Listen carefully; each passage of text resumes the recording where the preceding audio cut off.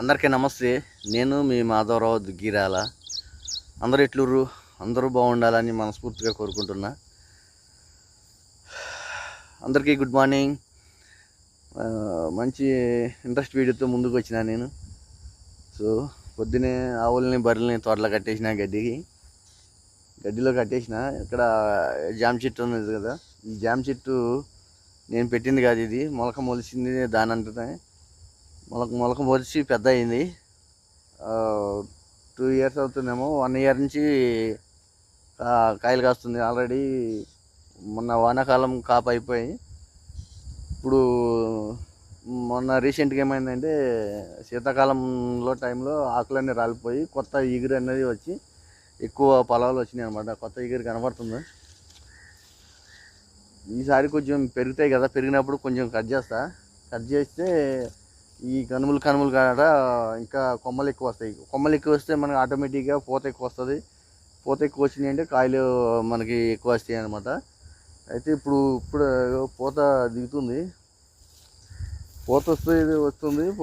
కాయ పిందులు తయారవుతున్నాయి. ఇది నేను పెట్టింది కాదు, న్యాచురల్గా మొలిచిన మొలక.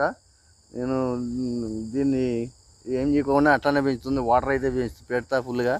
ఎందుకంటే మనకి పొలాలు ఇచ్చే చెట్టు కాబట్టి, మనం ఏ చెట్టు అయినా సరే మనకు ఉపయోగపడే చెట్టు. నేను దేన్నైనా కాపాడుకుంటా. ఇక ఆల్రెడీ పూత వస్తుంది. ఇక పిందు మొగ్గ వస్తుంది. కొమ్మలు చూసి కొత్తగా ఇగురు వచ్చినాయి అనమాట.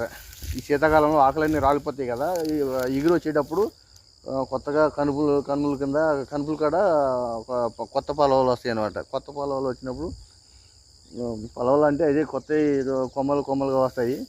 ఇగో ఆల్రెడీ మొగ్గలు వస్తున్నాయి.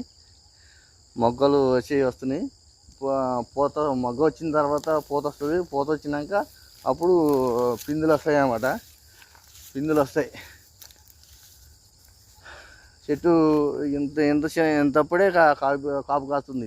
ఆల్రెడీ వానాకాలం కాపు అయిపోయింది. ఇప్పుడు సమ్మర్ కాపు కాస్తుంది. ఇప్పుడు చూద్దాం ఈ పూత ఎంత పూస్తుందో, ఎంత పూత నిలబడుతుందో, లేదంటే ఎంత పూత నిలబడి ఎన్ని పిందులు వస్తాయో, ఎన్ని పిందులు నిలబడి చివరికి లాస్ట్కి మనం తినేటప్పటికి ఎన్ని కాయలు ఉంటాయో చూద్దాం. దిగుతమైతే బాగానే దిగుతున్నాయి. ఇక పూత ఇట్లా అంటే పూత ఒక్కొక్కసారి పూత పోస్తుంది, కానీ బాగానే ఏ చెట్టు అయినా సరే పూత ఎక్కువగానే పోస్తుంది. అయితే